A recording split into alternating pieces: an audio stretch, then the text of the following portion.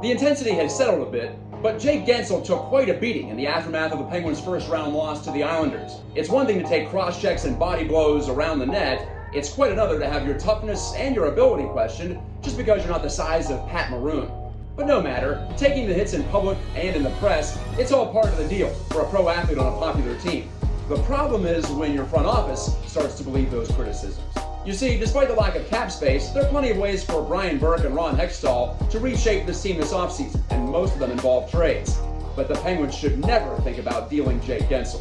Why do I say that? Well, the guy's basically hockey's version of a cheat code.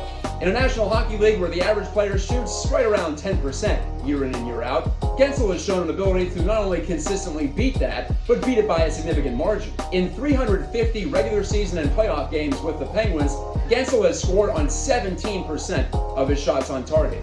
For those math impaired, that's 70% better than the average NHL shooter. Perhaps just as impressively, Guentzel's scoring rate for a full season has never dropped below 13, and he's been here for 5 years. For a stat that's notoriously fickle, he's proven to be a steady exception. Admittedly, creating scoring chances remains the most important and repeatable part of playing solid offensive hockey.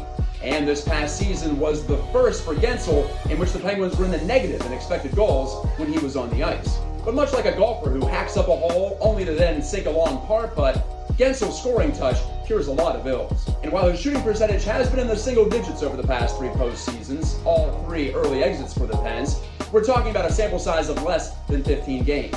His much larger track record shows a guy who's able to defy that new age wisdom that shooting percentage is mostly luck-based. When you have a player like that, especially one under affordable club control, you hang on to that player. I'm pretty sure the Penguins Brain Trust knows this, but just in case they're watching, don't trade Jake this offseason. For Pittsburgh Sports Live, this is the Net Front Presence, and I'm Matt Gajtka.